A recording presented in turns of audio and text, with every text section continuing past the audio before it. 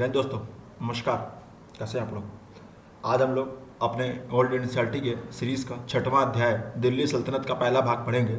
लगभग 1200 ईस्वी से 1400 ईस्वी के बीच जो मामलुक वंश थे उसके बारे में हम लोग अध्ययन करेंगे। ओके, तो आइए स्टार्ट करते हैं कि जिन कारणों से तुर्कों ने पंजाब और मुल्तान के अपने आधार से गंगा की घाटी को जीतने में बल्कि उससे भी आगे बिहार तथा बंगाल के कई इलाकों पर कब्जा करने में कामयाबी हासिल की थी, उनमें से कुछ का जिक्र पिछले अध्याय में किया जा चुका है, जैसे कि हम लोग पढ़ चुके हैं। ठीक है, इन विशेषताओं ने जिस राज्य की स्थापना की या दिल्ली सल्तनत के नाम से प्रसिद्ध हुआ।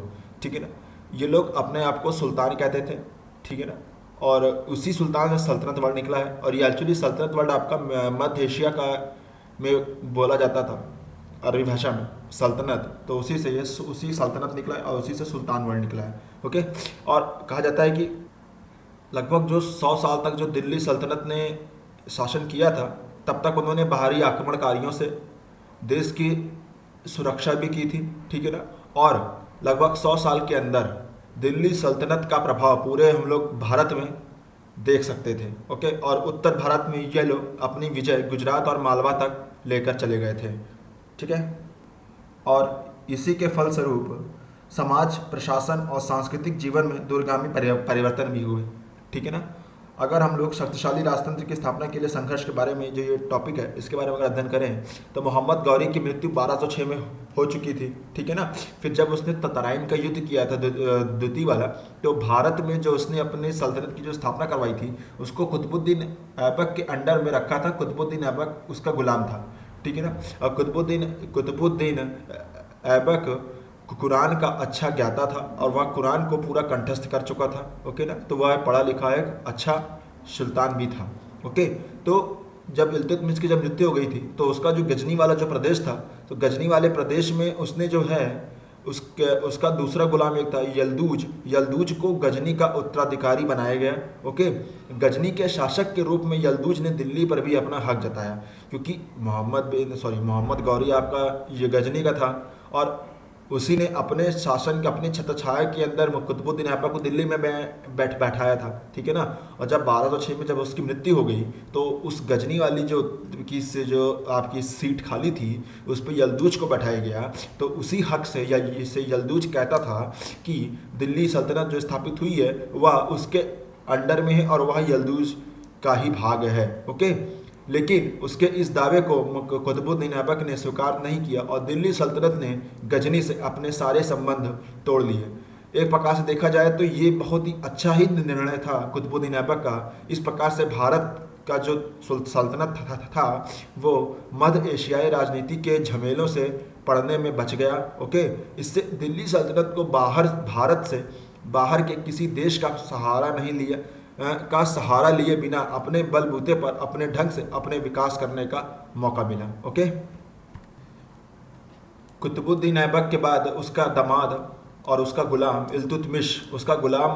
दोनों था इल्तुतमिश, सुल्तान बना। ठीक है ना, 1210 ईस्वी में बैठा था वो और 1236 ईस्वी तक उसने शासन किया था। अभी तक कुतुबुद्दीन ऐबक ने सुल्तान की उपाधि प्राप्त नहीं की थी, लेकिन इल्तुतमिश प्रथम शासक था जिसने सुल्तान की उपाधि प्राप्त की। इसीलिए गुलाम या मामलुक वंश का वास्तविक संस्थापक इल्तुतमिश को माना जाता है। ओके, 1210 ईस्वी में चौगान जो पोलो एक खेल होता है, उसके समय खेलते खेलते घोड़े से गिर जाने के कारण कुतुबुद्दीन ऐबक की मृत्यु हो चुकी थी। ओके, उसके बाद उसका दामाद इल्तुतमिश दिल्ली की गद्दी पर बैठा, लेकिन इससे पहले उसे ऐबक की बेटे को लड़ाई में हराना पड़ा। इस तरह पिता का उत्तराधिकार पुत्र को प्राप्त होने की रीति को आरंभ में ही तोड़ दिया गया था।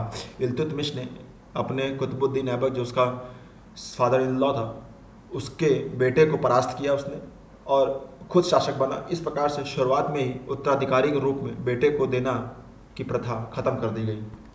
अगर इल्तुतमिश के जब शासन उसने ग्रहण किया था, अगर उस समय की थोड़ी राजनीतिक अवस्थाओं की बात किया जाए भारत में, तो उस समय जो है आपका अली मर्दान खां जो स्वयं बंगाल और बिहार में एक सूबेदार के रूप में शासन करता था, देखा कि जब इल्तुतमिश राजा बना है और कुतुबुद्दीन ऐबक की मृत्यु हो गई है तो उसने बंगाल में अपने आप को स्वतंत्र घोषित कर दिया था। अली मर्दान खान ने स्वयं को बंगाल और बिहार का राजा भी घोषित कर दिया था। ठीक है ना, और उधर ऐबक के एक साथी गुलाम कुबाचा जो था, कुबाचा ने खुद को मुल्तान का स्वतंत्र शासक ऐलान कर दिया था और लाहौर तथा पंजाब के कुछ हिस्सों पर कब्जा कर लिया था। ठीक है ना। एक कुबाचा नामक गुलाम था, उसने मुल्तान में स्वतंत्रता का ऐलान कर दिया था और लाहौर तथा पंजाब के हिस्सों को अपना कब्जा कर लिया था। अरब में दिल्ली के आसपास के सल्तनत के कुछ अधिकारियों ने भी इल्तुतमिश की सत्ता स्वीकार करने से इनकार कर दिया था। इस परिस्थिति का लाभ उठाकर राजपूतों ने अपनी स्वतंत्रता की घोषणा कर दी थी। इस प्रकार कालिंजर, ग्वालियर और पूरे पूर्वी राजस्थान ने, जिसमें अजमेर और बयाना के राज्य शामिल थे, अपने कंधों से तुर्की पराधीन का जुआ उतार फेंका। जब सत्ता का हस्तांतरण होता था तो देखा जाता था कि कुछ चीज़ों में जो स्वतंत्र जो शासक बनने की चेष्टा रखते थे वो लोग अपने आप को स्वतंत्र घोषित कर देते थे और उस चीज़ का फ़ायदा उठाते थे, क्योंकि केंद्र की सत्ता इस समय कमज़ोर होती थी। लेकिन इल्तुतमिश ने धीरे धीरे इस चीज़ को बदला और उसने जो है इन सब शासकों को धीरे धीरे परास्त करके उनको अपने अंडर में किया। और अगर इल्तुतमिश के शासन के समय अगर हम मध्य एशिया की बात करें तो मध्य एशिया में जो ख़वारिज़्म साम्राज्य था आपका ईरान में, वह गजनी प्रदेश को विजित कर चुका था और उस समय मध्य एशिया में ख़वारिज़्म साम्राज्य बहुत ही बड़े शक्ति के रूप में उभरा था और उसकी सीमाएं सिंधु नदी के किनारे तक छूना शुरू हो चुकी थी। ठीक है ना। इसीलिए इल्तुतमिश इसी चक्कर में सोचा कि कहीं वहाँ से आक्रमण ना हो जाए, इस वजह से उसने जो है लाहौर पर अपनी विजय प्राप्त की ताकि ख़वारिज़्म साम्राज्य से भिड़ा जा सके। लेकिन तभी ऐसी घटना घटती है 1218 में ख़वारिज़्म साम्राज्य को मंगोलों ने ध्वस्त कर दिया। फिर एक मंगोल जनजाति, एक बर्बर जनजाति आई और उसने ख़वारिज़्म साम्राज्य को तहस नहस करके रख दिया था और ख़वारिज़्म मंगोलों से भिड़ने में व्यस्त हो गए और इस प्रकार इल्तुतमिश का ध्यान मध्य एशिया से हट गया और अब वह पूरा ध्यान अपना विद्रोहियों को दबाने में लगा सकता था। सबसे पहले उसने कुबाचा पर आक्रमण किया और कुबाचा को परास्त करके उसने मुल्तान पंजाब का इलाका अपने दिल्ली सल्तनत के अधीन कर लिया। पश्चिम में निश्चिंत होकर अब इल्तुतमिश अपने अन्य इलाकों की ध्यान दे सकता था। बंगाल और बिहार में इवाज नामक एक व्यक्ति ने सुल्तान गियासुद्दीन की पदवी धारण की अपने आज़ादी का ऐलान कर दिया था। वह एक उदार और योग्य शासक था और उसने जनहित के लिए काफ़ी निर्माण कार्य भी किए थे इवाज ने।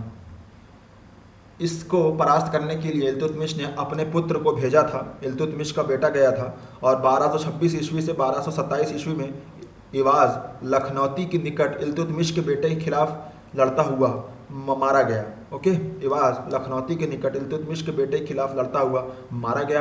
बंगाल और बिहार एक बार फिर दिल्ली के अधीन आ गए, लेकिन इन प्रदेशों को संभालना कठिन कार्य था। वे दिल्ली की सत्ता को बार बार चुनौती देते रहे। ओके, लगभग उन्हीं दिनों इल्तुतमिश ने ग्वालियर और बयान पर भी कब्जा कर लिया था। करने के लिए कदम उठाए। अजमेर और नागौर पर उसकी सत्ता कायम रही। उसने रणथंबोर और जालौन पर आक्रमण करके वहां अपना प्रभुत्व पुनः स्थापित किया। उसने मेवाड़ की राजधानी नागदा, जो उदयपुर से लगभग 22 किलोमीटर की दूरी पर थी, पर हमला किया, लेकिन राणा की सहायता के लिए गुजरात की सेना के आ जाने से उसे पीछे हटना पड़ा। इसका बदला लेने के लिए इल्तुतमिश ने गुजरात के चालुक्यों के खिलाफ एक सेना भेजी, लेकिन उसे काफ़ी क्षति उठाकर निष्फल वापस लौटना पड़ा।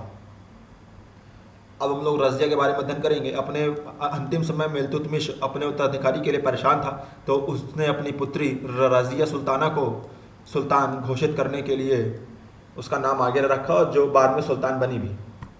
एक स्त्री के सुल्तान बनने के कारण उसके जितने भी उसके अमीर सरदार थे, सब में उन्होंने भी विरोध किया। इसीलिए रज़िया सिर्फ 3 साल तक ही शासन कर पाई थी। इल्तुतमिश अपने राज्यकाल में एक चहलगामी नामक समूह को बनाया था। उसमें 40 सरदार होते थे जो उसकी सलाह पर काम करते थे और उन लोगों में विद्रोह उत्पन्न हो गया रज़िया के सुल्तान बनने से। चहलगामी में उसी चहलगामी को आगे बलबन ने ख़त्म कर दिया था और बलबन भी उसी चहलगामी सरदारों में से एक था। जो तुर्क सरदार विद्रोह कर रहे थे, उन्होंने रज़िया सुल्ताना के साथ याकूत खान, जो नामक एक अबिसिनियाई अमीर पर ज़रूरत से ज़्यादा मेहरबान होने का आरोप लगाया। ठीक है ना। और इससे तुर्क लोग और जो उनके संगठन के थे वो लोग और भड़क गए और लाहौर में विद्रोह हो गया। और जब ये लाहौर में आक्रमण करने खुद गई तो उसके सेना में विद्रोह हो गया और उसको कैद कर लिया गया।